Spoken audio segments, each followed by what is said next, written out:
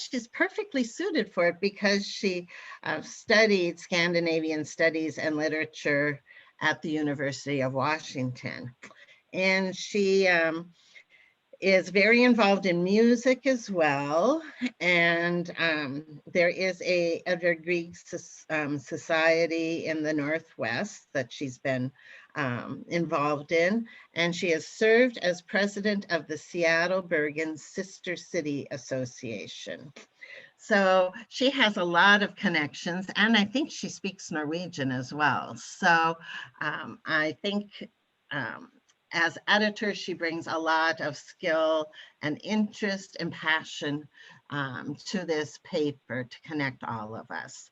So, Lori, a part of my job, I seem to forget to ask you. Thank you, everyone, and thank you for inviting me to present. I have to say the pandemic year has been very interesting because I've gotten to connect with so many people all over the country, and I've been speaking to a number of Daughters of Norway lodges, and I probably shouldn't say I've enjoyed the pandemic year, but I have enjoyed it. It's been very interesting to get around virtually this way, and I'm very happy to talk to you about the Norwegian American newspaper, which is it's a passion and a labor of love for me. So I am going to share my screen and move over to PowerPoint.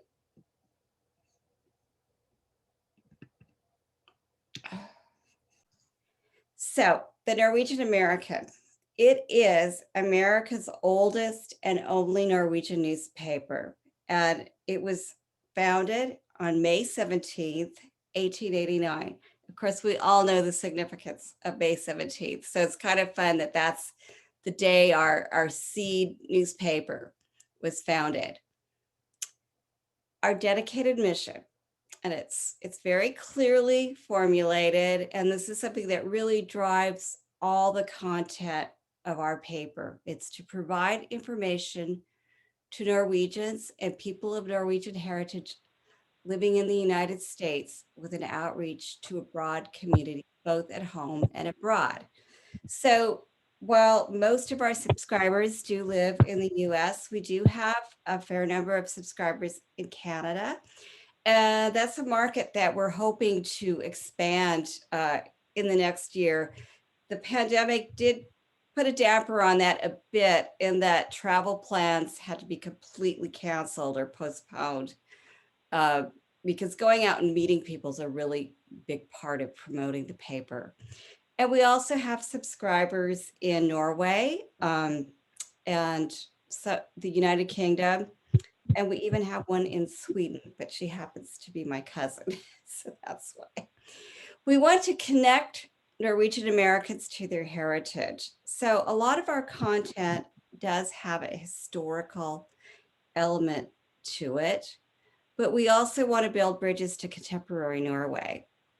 And this is very, very important because we have to find a way to interest newer generations of Norwegian American with their heritage, and they're looking for knowledge of opportunities here at home to work with Norwegian companies, to go to Norway to study, to work in Norway, and even people who live here who work with Norwegian companies or in international settings, they can profit from their experience of the paper by learning about what's happening in Norway today. And there's quite a lot going on. Norway is leading in many sectors, especially green technology. We focus on current events in the Norwegian American community, but also what's happening in Norway. We really have to underline that we are a newspaper, so we're reporting news from Norway.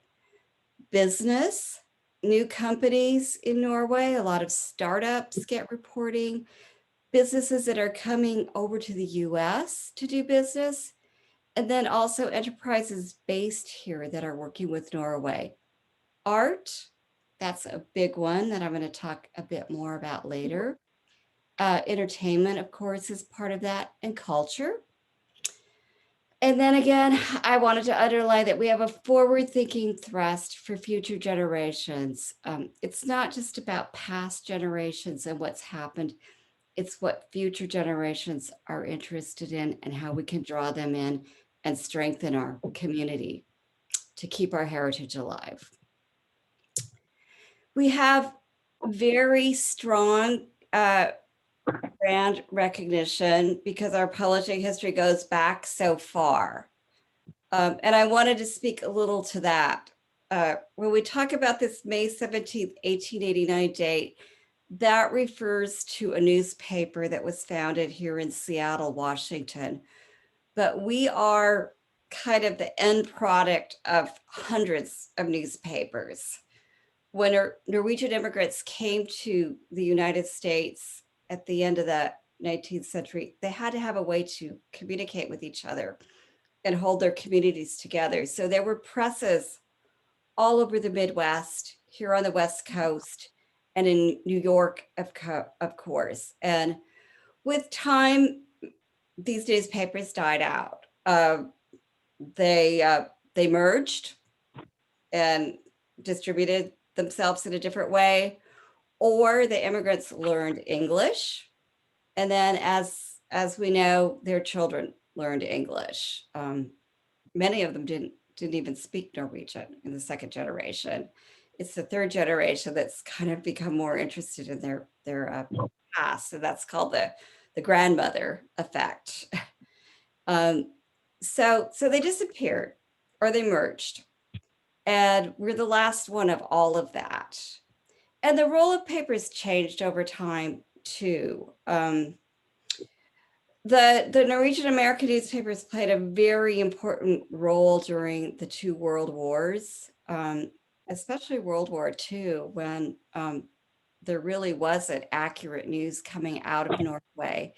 But it could be reported in this country to Norwegian Americans. And there were strong connections with people working in the resistance.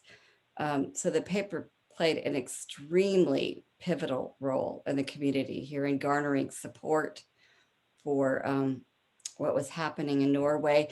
And I don't know how many of you are watching the PBS series Atlantic Crossing. Mhm. I can highly recommend that. We've been doing some reporting on that, and it tells a very interesting story about what happened between the President Roosevelt and the Norwegian royal family, maybe fictionalized to some degree, but that's a very interesting series to follow. And we're going to have continuing coverage on that. So we are a news magazine, 24 pages, 2 times monthly. That's 22 issues a year. We take a break in August, basically to regroup and do some strategic planning, and also to travel. We had plans to travel to Norway this summer as a team, but they are on hold because of the pandemic. So we're looking at other places to visit, possibly a Midwest road trip for special coverage. We have a global editorial team. So what does that mean? We have people all over the United States and in Canada and in Norway who provide content to us. And I have to say, I'm really, really impressed with this group of people. I didn't really know how many talented people we're working with us until we started a project that's ongoing right now to consolidate the biographies of all of our contributors. And I'm amazed when I look at their qualifications. I'm surrounded by experts, PhDs in many disciplines, and they so generously contribute to the paper because I think their heritage means a lot to them. And we provide a great outlet for academics to publish and anyone who is a noted expert in their field. We'd like to hear from anyone. You don't have to be an academic or PhD to write for us. We're really interested in what members of the community have to say as well. And there's a lot of talent spread out everywhere. We do continuous publishing at our website, www.norwegianamerican.com. What does that mean? That means that our content is put up on an almost daily basis. We don't throw out the whole issue at once. It goes up day by day. And part of this has to do with a strategy to attract readers to the site. It helps us with search engine optimization, that there's always something new coming up to attract people, and keeps people active on the site. The website has about 6,000 posts that you can enjoy in the archives. It has a very robust search function. So if you're interested in researching a topic, you can go up there, put in your keyword, be it Daughters of Norway or Pauline Fjelde or Edvard Grieg, and it'll pull up all the articles that we published about the given subject. You could also punch in an author's name and find out everything that they've written. Mary Jo Thorsheim, for example, who writes for us. And I'm going to speak to that a little bit later too. Currently, we have 2,500 plus print subscribers. This is a significant increase from what we had from 2 years ago, which we're very happy about because we've been working very hard to provide better content and also better services to the readers. I will say it's really not enough. We do all right financially with our donations and fundraising and the funds that come in from advertising and subscriptions, but we would like it to be a much bigger number because that would allow us to expand the team, make infrastructure investments, and provide an even better product. And then we have our digital subscribers. So if you have a print subscription, you do get access to the digital as well, which is great, I think. The two are a little bit different. We'll talk about that later. I think the print is highly recommended, but some people, especially younger people, they like to read their news on screen or on their phones or the various devices. And we are really investing in the digital side of the paper. It is the background that I come out of professionally, and it's the future in many ways. But we do have a lot of lodges, a lot of clubs, a lot of stores that subscribe to the paper. We estimate that the readership could be up to 4 times of the actual numbers. And as I said, it's growing very rapidly. We put out a weekly e-newsletter. It's kind of a reminder that there's something to read this week. We make important announcements there. We have featured sponsors. And then we have our 20,000 plus followers on social media, which that is quite a substantial number for a social media following. Facebook, Twitter, Instagram, and LinkedIn. So if you have an important event to advertise, that's really a good channel for getting the word out. We're trying to figure out how we convert social media followers to subscribers. And if anyone has the answer to that $1 million question, we'd love to hear it. But it does direct a lot of traffic to our site. Our site sees between 3,000 and 4,000 visitors daily, which also makes it a very good advertising opportunity. So, Marianne, this is Karen. Could you move your screen just a little bit? Often the bottom of the screen is right at your mouth. Who are we? The owner of the paper is Ragnar Beyer Knudsen. He is a shipbroker based in Oyster Bay, New York. He is a Norwegian immigrant. He's one of those fabulous Norwegian American success stories. Ragnar started out as a sailor in the Norwegian Navy. And then he went to Oslo as a young man, and he was working in a shipping office there. He came over here and founded his own company. Today, he's a shipbroker who owns about 40 huge ships sailing all over the world. And he loves Norway. I think he would do anything for the Norwegian American community. And he supports many organizations in New York and around the country. The Siemens Church is one of them that's very important, Scandinavia House, and this newspaper. And without Ragnar, this paper would not be in existence today. I think he's a great boss. He's very supportive. He does not micromanage me, and he's become one of my best friends. I'm the editor-in-chief. We have assistant editor Andy Meyer. Andy is also a lecturer at the University of Washington, where he teaches Norwegian. He was a Fulbright roving scholar, so he's literally been all over Norway. And he's also a bilingual, a great asset to our organization. We have Matea Bertling, our design editor. I think she does beautiful layout work. Matea lives here in Seattle. She is a graduate of the Seattle Art Institute, also technically very savvy. Brenda Bard just came on as our new business manager. Brenda has been involved with the Nordic community all of her life. She has relatives in both Norway and Sweden. She also speaks Scandinavian languages. And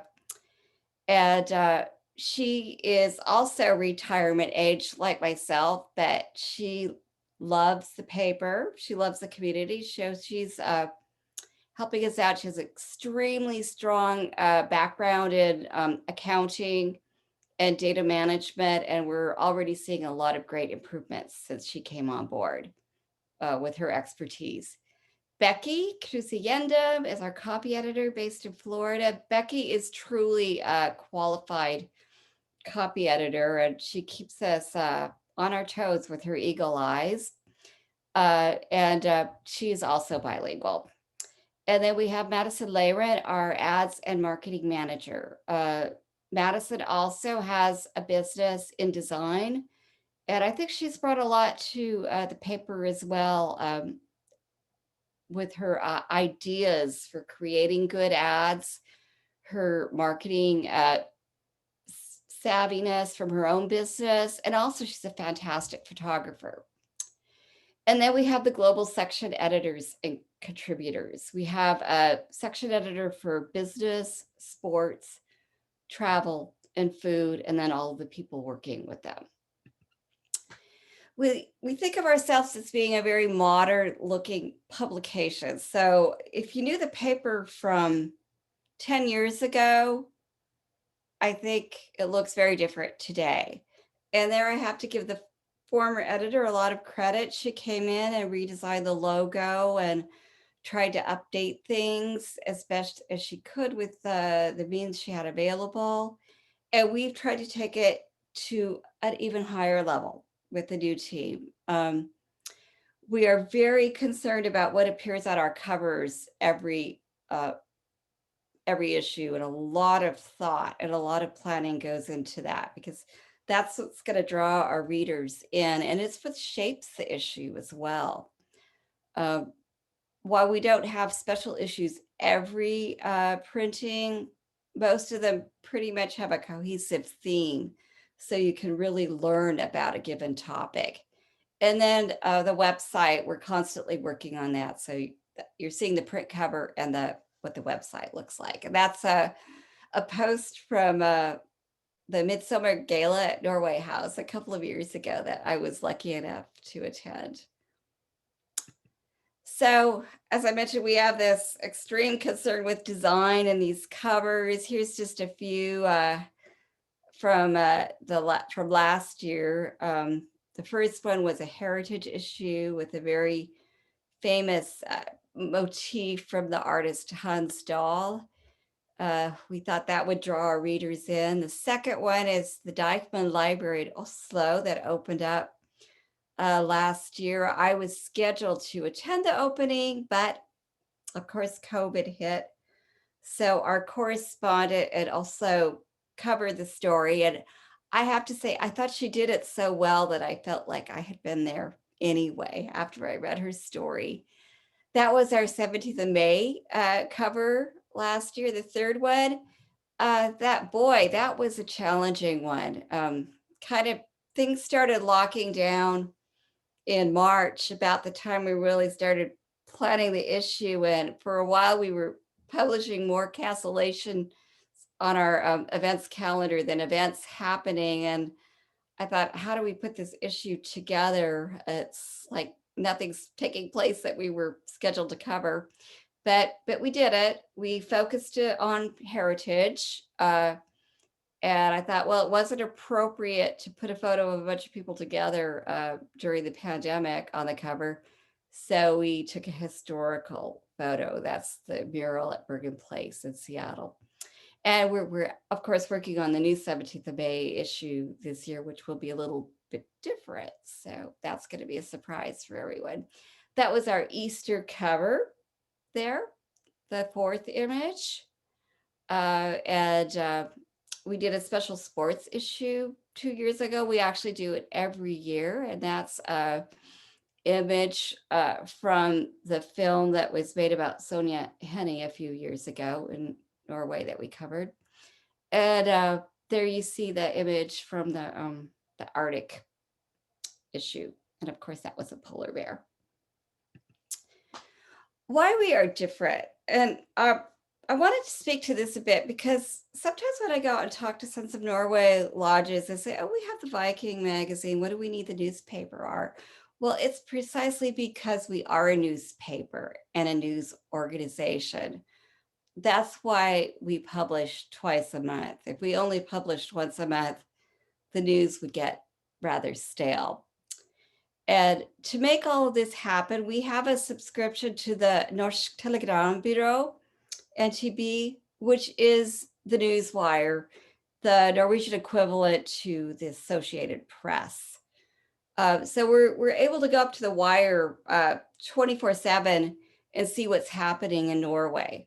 So we pull the content from there, and then we translate it or rework it with our in-house Norwegian language resources to bring it to our readers. And then another important element of this subscription to the NTB is that we have access to their photo archives, which are amazing. It includes photos by the best photographers in Norway. It's the best people are working for NTB. And I think this has greatly enhanced the quality of the newspaper. This is something that's new that happened within the past year and a half. It's made our own life much easier too, because we can find the images that we want to use with the stories. We also have an affiliation with the local .no, which is an English language newspaper in Norway. So we work with in a reciprocal agreement. We publish content from them, and vice versa. They publish content from us. And I should have added Life in Norway, which is a blog written by David Nykel in Trondheim, Norway. We also exchange content with David quite a bit as well. And then we have all the correspondents on the ground that I talked about, writers based in the Norwegian American hubs here in the US, and then in Norway, in Oslo and Bergen, mainly, and Trondheim, the three largest cities. And then the expert contributors. Business, we've got somebody based in Oslo, and we have Michael Kleiner here in the US. He's an absolute sports fanatic. But I think Michael chooses really interesting stories that you could read even if you don't really like sports that much. I have to admit that I'm not the most sportsy person in the world, but I'm really interested to read Michael's articles. There's one coming out about race relations on sports teams in Norway right now in the upcoming issue. And I was fascinated to read that. He does a fantastic job on business too. He's got connections in Norway and with the Norwegian American Chamber of Commerce, and he comes up with really, really interesting content. Research and science. This has been an important vertical this past year, especially because of the pandemic. We have John Eric Stacy based in the Minneapolis area. He's a PhD in microbiology, and he's helped us find relevant content about COVID-19. And we've of course focused on what they're doing in Norway, the research going on there, but the research here as well. And we also have Ilan Kelman, who is a scientist based at the University of Agder, who writes a regular column. Ilan focuses a lot on Arctic issues, which is a big area of research in Norway, and Arctic studies, of course, is big in our country as well, with Alaska and everything going on up there. There's a lot of knowledge going back and forth. Then we have arts and entertainment. This is a big, big vertical with film, concerts, visual arts. It's almost endless what we could publish there. There's so much going on, both in Norway and in the Norwegian American community. We have a really, really good food editor, Christy Olsenfield. She was actually the editor of the paper a few years ago, but she's discovered that her love really is cooking. So she provides us with a kitchen tested recipe every issue, and interesting features about chefs and entrepreneurs in the food industry, both here and in Norway. And I get a lot of feedback from readers that they made the recipes and they love them, and I love them too. And then we even have comics. We recently reached an agreement with Skavlan, and if you don't know Frederick Skavlan, he's a Norwegian journalist and cartoonist. He's kind of the Jay Leno of Norway. He has a talk show that's very famous in Norway and Sweden. Oh, so this is just a snapshot from the newswire this morning, so you can see what we see when we go up there. That column, Alle nyheter, is what's coming out of the wire by almost the second you can see, and then you can click on it and read the story, download the photo, and it's really fun to scan the newswire throughout the day. You can even get alerts on special topics that you're interested in. So what we read, I thought maybe this might be of interest to you. And sometimes people say, well, I can read the Norwegian news on the web, and you can. But like most newspapers and our own newspaper, we have a paywall. So if you want to read all of these newspapers, you have to pay. And it's not cheap in many cases, especially in Scandinavia. Maybe fortunate for the paper, I'm kind of a news junkie, so this is what I subscribe to and read, and what we have access to. Aftenposten, which is Norway's leading newspaper based in Oslo. VG, Verdens Gang, also a major newspaper in Norway. The NRK, their website does not have a paywall, but it's, of course, very important to visit. And Andy and I even watch television there. We've got things set up so we can get into it. TV out of Norway to a large extent is blocked, but you can set up a VPN connection and get to it if you really have to. The local that I mentioned, and the local has a presence throughout Europe. So with the subscription, you can check out what's going on in other European countries, which can be interesting in relationship to what's going on in Norway. Bergens Tidende out of Bergen. I'm very interested in Bergen. I have very close connections there as president of the Seattle Bergen Sister City Association. And I think there's very good news reporting that comes out of this paper in particular. Bergens Avisen. It's the second largest paper in Bergen. I subscribe to that because I periodically write for it myself. Svenska Dagbladet, that's the Swedish newspaper out of Stockholm. And I speak and read Swedish as one of my languages, in addition to Norwegian and German and French. And I want to keep up with what's going on there because my husband is Swedish too. So, and the Swedes often present quite an interesting perspective on Norway, I find. We've published content out of that paper on our editorial page. The Washington Post, that is a major news source in the United States, of course. This is kind of funny. I had a reader call me the other day to renew her subscription, and she said, there's only two newspapers I read, Lorianne. One is the Washington Post, and one is the Norwegian American. And she said, I think the Norwegian American is just as good. So I got a good laugh out of that. The New York Times, The Economist, which is a good look at what's going on in Europe and what's going on in the US, actually, too.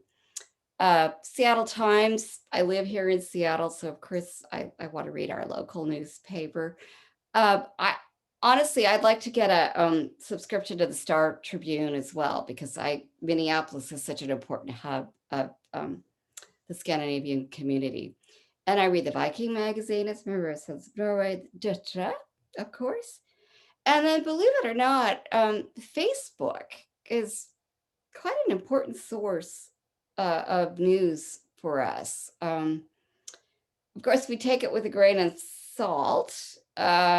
We have to verify the sources, but we learn a lot about events going on around the country and in Norway from these Facebook posts. And I go up there every morning and I go through my feed. I am following a number of groups in Norway and the United States, and often I find very interesting stories that way, and then I'll follow up with the person behind the story. So we all have a love-hate relationship with Facebook, I think, but it's been quite enriching for the paper. I think we have very unique content. I hope that it's perceived that way. Of course, we have the Nyheter section, which is in Norwegian, the news in the Norwegian language. And again, I said you can read it online, but you have to subscribe to all of these newspapers. And we really try to curate it and choose some stories that we think are relevant to our readers. So in a way, we've done a lot of the work for you on that one. And then we provide a little English synopsis. And I hear from a lot of people who don't speak Norwegian that they like that page anyway, because they can see the photo and they can read the synopsis, and maybe they'll be able to glean out a few words in the article that they do understand, or if they're learning Norwegian, they use it. Then we have our news section, research and science. We often have a diplomacy section because we have close connections with the embassies and the councils general and different organizations around the globe involved in Norwegian affairs. Business, sports, travel. Travel's a fun section. During COVID, a difficult one. We haven't wanted to publish too much about places that you can't go to right now. But so it's been a balancing act. But what's been fun during COVID is that we've tried to explore more Norwegian American destinations or Scandinavian American destinations around the country. And I've actually learned a lot. There's a lot of places that I would like to visit right here in the US. And one change that I did implement in our editorial policy in terms of travel is we really are focusing on stories that do have to do with Norway, the Nordic countries, or Nordic American destinations, instead of going all over the globe somehow. Occasionally we'll publish something about another place if we think we can connect it to the readership and the mission of the paper. Taste of Norway, that's the food section, 2 pages there every issue. Norwegian heritage, a huge catch-all category. This is probably where stories about the daughters of Norway would appear, for example, historical figures, museums, whatever that really goes under that big rubric comes in there. Norway near you would be stories that have more of a local basis. So maybe something that's happening in Minneapolis or something that's happening in Seattle that's really special. Norsk, that's where you see the comics with translations. We have M. Michael Brady over in Asker outside of Oslo writing about history of words, which is very interesting. We also publish bilingual content there for the holidays. Sometimes we'll put the Christmas story in both Norwegian and English side by side, or the Easter story. So that's a lot of fun for readers. Barneblad, that's a children's column that is a monthly column that I write. And I think it's fun. And a lot of adults enjoy it too, because there is knowledge or information about Norway, projects that you can do with kids, things you can teach them, a little bit of Norwegian language. I think if anybody is running a program for children, it's a good resource. And we've even thought about putting out a consolidated ebook on that one for that purpose. And then the bulletin board is where we publish things sent in to us by readers. So photos from their events or milestones like big birthdays, and then little blurbs to go with them. And then our events calendar, which since COVID-19 has gone online because that's where the events are happening for the most part. And when we did that, we really made some efforts to improve the experience there. We built in a new calendar function, and you can include a photo with your event, and there's a search engine optimization being done on the back end. So when people go up to Google or wherever they're searching, it'll probably rank pretty high at the top of the search for that reason. We also try to get exclusive interviews, and boy, this has been fun for me. And the fascinating thing is you can reach out to some of the most famous people in Norway, like Sissel, the singer, and you would think, oh, I'll never get close to Sissel, but you say, I'm writing for the only Norwegian American newspaper left. Would you have time to talk to me? And I would say we've had a 100% return on request there. They say, of course we want to talk to you. So that was a real thrill for me to get to interview Sissel. Rick Steves. Rick happens to live north of Seattle in Edmonds, Washington. And I don't know if you know that Rick is, he is a Norwegian American. His name Steves came from a stepfather.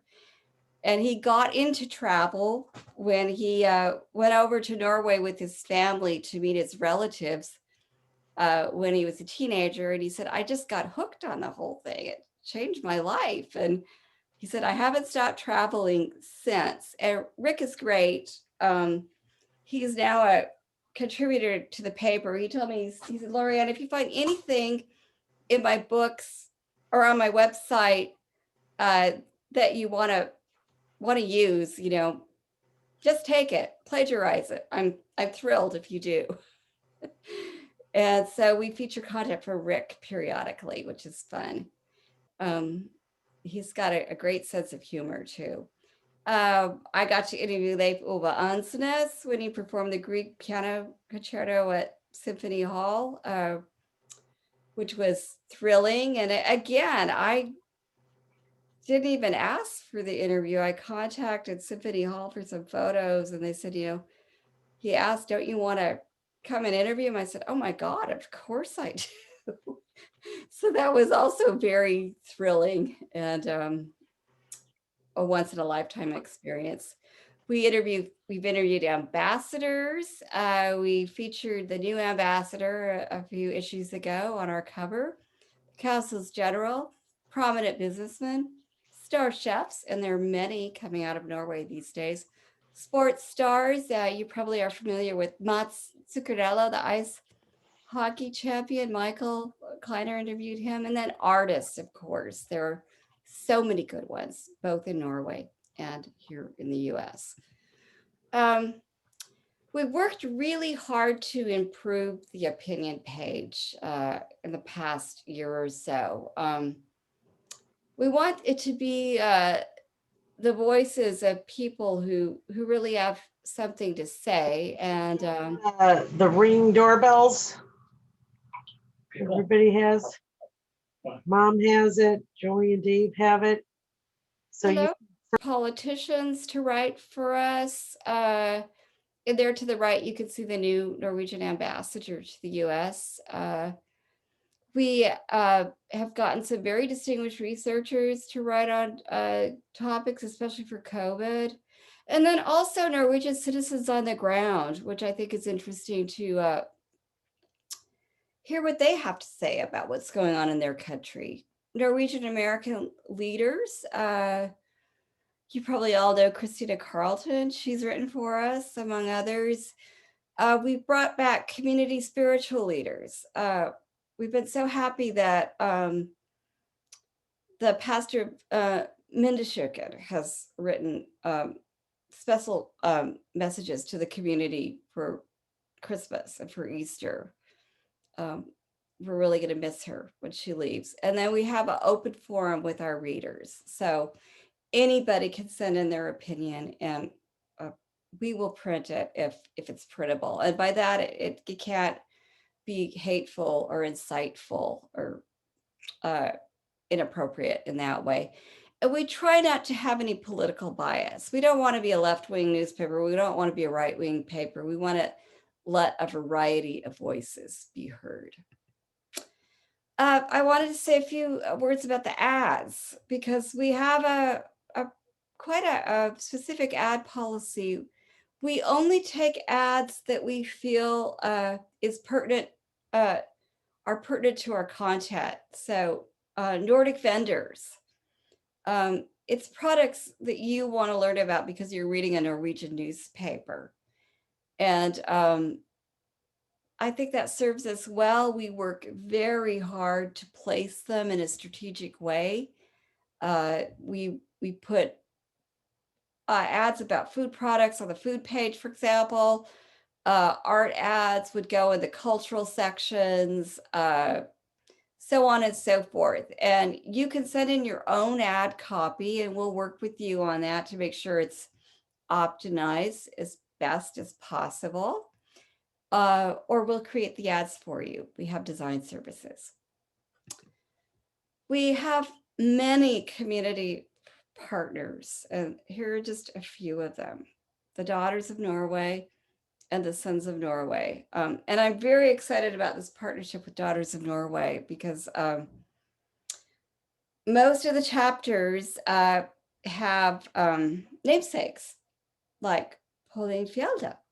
And we are running a lot of content about these namesakes this year. We have a program planned to do that. And Mary Jo Thorsheim recently wrote about Pauline Fjelde in an article. I have to say that it's been immensely popular on the web. Mary Jo, it's gotten thousands of reads. And Sons of Norway. Norway House in Minneapolis, we have a very close relationship with the team there. Norway Art, which is located at Norway House. Mary Jo Thorsheim. Mary Jo generously donates a column to us on at least a monthly basis. And it's beautiful, it's informative, and also very popular. I can tell by the web statistics. And Mary Jo also published a book about Norway art with her articles from the Norwegian American last year. It's a compendium of all of these articles put together in a very nice binder. It's a wonderful coffee table book. Mary Jo, do you still have any copies left to order? Maybe you could tell us afterwards. I highly recommend it. So it's just great to have this support from the community like this and build up these strong relationships. The Edvard Grieg Societies, we work together with them as well. We have a regular column about Grieg called Grieg Notes, and it truly is written by the leading Grieg experts around the globe. Sylvia Eckes and Bill Halverson, whom I'm sure many of you know, are the editors of that column, and it's amazing. We are stay in close contact with Vesterheim, the National Norwegian Museum in Decorah.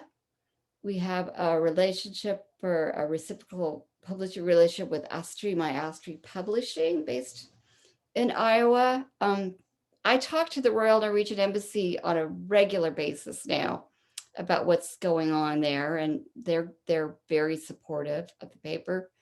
Sister Cities International, this is an organization that I've been involved with for many years, and there are Norwegian sister cities spread out around the country, and it's proving to be also a very valuable source of information. Nordic Seattle, that's another group I'm involved in. It's an umbrella organization for all the Nordic Scandinavian groups in the Pacific Northwest. There's a lot of them, and we're able to consolidate the news from them quite well. The Norwegian American Chambers of Commerce, an invaluable resource, especially when it comes to business news. And then, of course, Minnekirken in Chicago and Minnekirken in Minneapolis, the two Norwegian Lutheran memorial churches, great treasures to our community.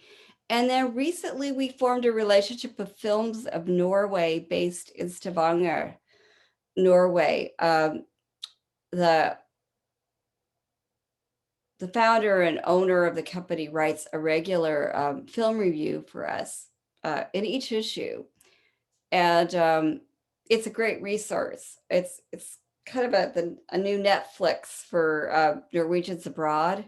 You can subscribe for $4.99 a month, which I don't think is very much. And we get a percentage of the subscriptions that come through us. And you can see a wide variety of Norwegian films, and they all have English subtitles. So if you're interested in learning about Norway, and if you're interested in hearing the Norwegian language or even learning it, I highly recommend Films of Norway. And those are just a few of our community partners. I'm trying to talk to as many people as I can all the time. We also collaborate with the community and on special projects. And one of them was Bergen's 950th birthday. So we teamed up with the Seattle Bergen Sister City Association, which I have to say was pretty easy to do because I'm the president of the association. And we put out a special issue about Bergen for that. And we also co-sponsored a gala virtual concert, which is still online. It was a lot of fun. We worked with some great artists on that event, and it was broadcast in Norway as well. So if you haven't seen that, I urge you to check it out. Some special events that we're planning on and working on in the future. I'm talking to Karen Bartos, the Grand Lodge president, about doing something for the convention this summer that will focus on Daughters of Norway, at least an insert covering all that's going on, all those fabulous courses, the history of Daughters of Norway, and what's coming down the pipeline. I am a member of Valkyrian Lodge, #1, by the way. We don't have a namesake except the Valkyries. So that we can't cover the same way. And then, of course, the 17th of May is going to be a big special issue. I'm not going to say too much about it. We will cover events all over the country in our calendar with links to the virtual celebrations. We'll have expanded advertising, which of course is good and very important to us in terms of our revenue. It's a big source of income for us and critical to our paper's bottom line. And then we'll be featuring some online programming. And that's an advertisement that we recently created for the 17th of May committee here in Seattle. I just wanted to put that up because I think it's really pretty. And the designer did such a beautiful job. She painted that painting, and we're going to auction that off at some point. That's a young woman in a Bergen's bunad, and we chose that not just because I love Bergen, but the mayor of Bergen is going to be the grand marshal of the celebration, virtually, of course. She's holding a mask in her hand, and she's out in a beautiful meadow. She's taken the mask off, and you see Mount Rainier in the background there. The committee was so happy with the poster that they're going to try to sell it, a version of it, as a collector's item. So upcoming special issues, as I said, 17th of May. June 4th is Sitting to My Photos. So if you take photos from your 17th of May celebrations, please send them in and we'll publish them in that issue. We're also going to focus a bit on Grieg in that issue because Edvard Grieg was born on June 15th, and he's Norway's national composer, and he's great. So what more can I say? I can always remember his birthday because it was my mother's birthday and her father's birthday as well. So I've got June 15th in my brain forever. July 9th is going to be a summer recreation issue. We think that's going to be a fun issue. We're going to follow what's going on with COVID and what people could do, ideas of what you could do. The education issue is always important, covering scholarship opportunities for Norwegian Americans, what's going on in higher education in Norway, and even primary education for that matter. And then our holiday gift guide and Christmas julehefte are big issues. Just wanted to show you some of this fantastic photography that we include. These are from our Christmas issues, and boy, did we have fun with that. We had the gift guide bringing you home, and we had this wonderful photo of this little boy over Norway carrying a Christmas tree home to his family. We had the cooking extravaganza in November, which was super fun. Christy and I and a few others baked Norwegian cookies that were all featured in the paper, and we put together this, what I think was a pretty magnificent photo spread. And we work with other great photographers. To the bottom left, you see a photo by Erica Skog, who is a National Geographic photographer who has a big project on Scandinavian America. And then the photos to the right came from Hadeland Glassworks in Norway. Here's just a few photos for some recent issues. That was the Vikings issue, the Easter issue in the middle, and then the weddings issue. I think we had some magnificent photos for those issues. Reader feedback, we get a lot of it. Of course, there's always people who complain, and that is something that we take to heart. We try to improve things, but I have to say we get a lot of wonderful feedback. Keep up the great work on your wonderful newspaper. That was fun to hear. The paper is getting better and better. So many interesting writers now. And that was very gratifying to hear as well, because we have been working on bringing on even more qualified contributors. Hello all, why wouldn't I renew? This is the most fun paper to read in the country. Thanks for the great work. And then here's a fun one. I'm happy to renew my subscription for another year to the Norwegian American. The paper gives me so much joy and information. The article on the new Deichmann Library was great. And if this awful COVID-19 virus ever goes away, I am going to Oslo to visit it. Gläder mig till det eneste jag visste för.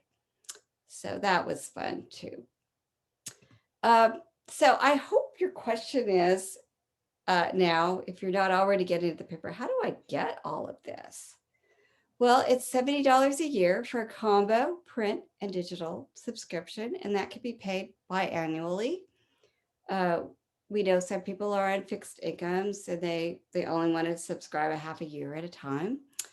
Or it's $30 a year for digital only, with the option to upgrade to the print if you decide you want that after a couple of months.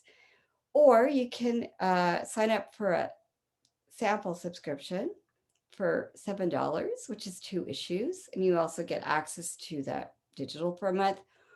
Or right now we have a $56 offer for Daughters of Norway. The promo code is 1889 when you go up to the website to subscribe. And if you're already a subscriber, you can take advantage of this promo and extend your subscription out for another year at this rate. And this goes through the end of the year. And I'm hoping a lot of people want to take advantage of it. I have to say that I think $70 a year is not an unreasonable subscription price. If you actually do the math, you're getting quite a lot for $70. But we do want to keep our subscription prices down so we can serve as many people as possible. So get in touch with us. You can visit the website and go to the subscribe page. You can look around and see what's up there.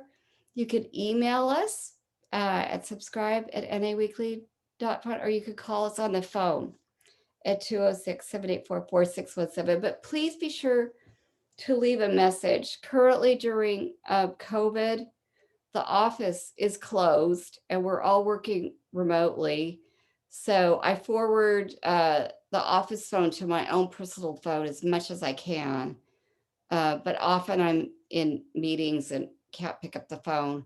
So if you leave a message, we'll try to get back to you as soon as possible.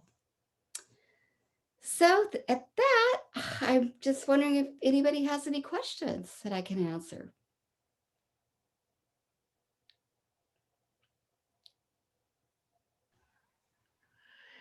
I think I would just like to say that I have subscribed for 2 or 3 years now, and I look forward every other week to getting that in my mailbox. Your issue on the Vikings, Lorianne, is fabulous. I never throw any away. Thank you. And I'm plogging my way through it. There is so much content in that issue. It's just fabulous. So I'm hoping everybody will take advantage of your offer, and I certainly will renew with that. Right. Well, Vikings was really fun to put together, and we tried to include some really well-researched articles by scholars, and but we also wanted to show what fun people are having with Vikings these days in a meaningful way, and not just silly me putting a helmet with horns on it on my head and chest. But there's a lot of people engaging with Viking culture who really are into it. They research the food and the clothing. They go out on hikes wearing, Viking shoes, and it was fun to work on. And I have extra copies of that one if anybody wants to order one. Well, I have a question. So if you, excuse me, if you subscribe, and are the back issues on digital, can you see them? You can see the articles. We're working on archiving the back issues again. I just need to figure out a way that it's available to the subscribers. Because that sounds like a really great article. I'd love to read it on the Vikings. it was pages and pages, the article about the Vikings, a whole section. Yeah, I'm going to work on putting that one so everyone can get to it as an issue. We did that with Bergen because I think sometimes seeing the whole layout is quite important too. I mean, the website offers a lot of flexibility in terms of posting things, and it actually gives you the flexibility to include more photos if you want to, but sometimes it's the way the designer puts them together, it lays them out, really tells a fantastic story too. So, Are there any other questions? Mary Jo? Like to say, I think that was tremendous. I really enjoyed it a lot. And I might add that I searched for myself on the Norwegian American. And I have gone to norwegianamerican.com and then just put in my last name. And so synopses or sort of condensed versions of past articles of mine show up in case. yeah, and Mary Jo, we're so grateful for what you do for us. Great. And we are working on this biography project where each contributor will have a page that you can click to that will look even better. So that's in progress. I should have mentioned we have an intern working for us now too, and she's great. She's a graduate of PLU, and she went over to Oxford University on a scholarship and got a master's degree in history. And she's been working on helping me consolidate all of these bios of the authors and making sure that they're formatted properly. And we're going to be doing a soft launch of that pretty soon. It's part of our marketing strategy, actually. I mean, as I said, the contributors are so impressive that when people see this, they're going to just say, wow. But also we want to give back to our contributors as much as we can and let them use those pages to market themselves. So that's really fun to be working on. We'd like to do more. Honestly, we are a very small team putting this paper together. Really, the only person who is truly full-time is myself. Everybody else is part-time. So, I mean, Matea is 30 hours a week, which is legally considered full-time, but my full-time is considerably more hours.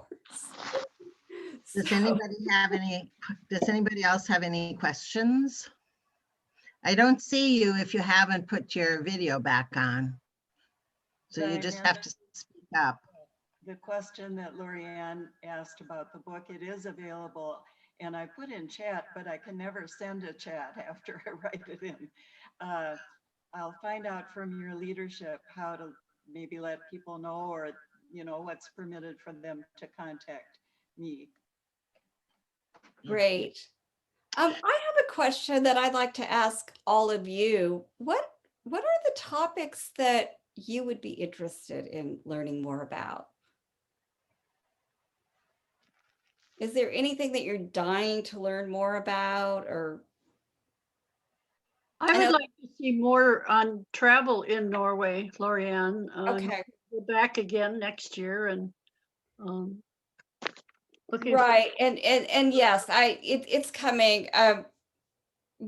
Norway is still closed to tourism, but it's coming back now, and we will start publishing more about travel in Norway soon. Martha has an idea. Do you have a column or any articles on genealogy?